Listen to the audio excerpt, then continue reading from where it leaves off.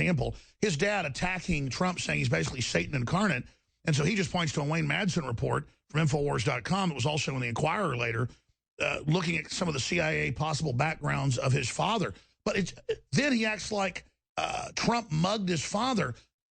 He was just fighting back when he's being attacked. You know, if Cruz's father says Trump is the devil, then he can say, hey, it's being reported in the news. This guy's got CIA connections possibly. But that just shows how desperate they are. And I think Trump should get more, more, quote, conspiratorial, because we know there's corruption. We know there's stuff going on. I think he should get into Fast and Furious, more about how he'll call for the indictment of Hillary, more about how he'll go after these criminals. I think that's the key.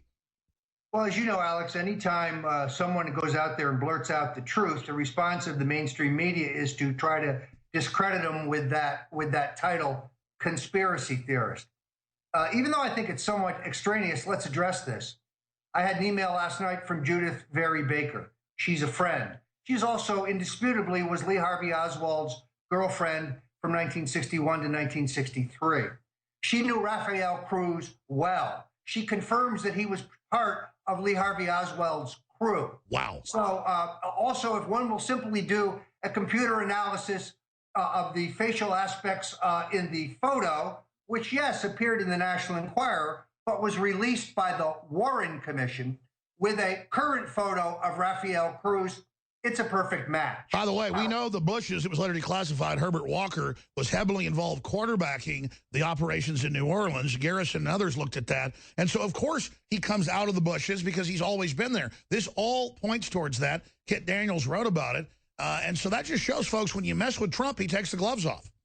Well, he's fearless, and that is the point. So some people say, well, why did he even raise this? You're exactly right, Alex.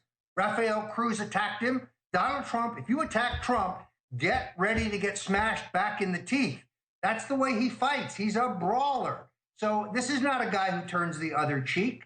What was it that Ted Cruz called him yesterday? A kook, a philanderer, some glass house stuff there, if you ask me. Pathological liar. Pathological liar. Let me get this straight. The guy who claimed that his wife cashed in her retirement at Goldman Sachs to finance his Senate campaign, and it later turns out that none of that happened. In fact, they took $1 million secret sweetheart loan from Goldman Sachs. He's calling Trump a pathological liar.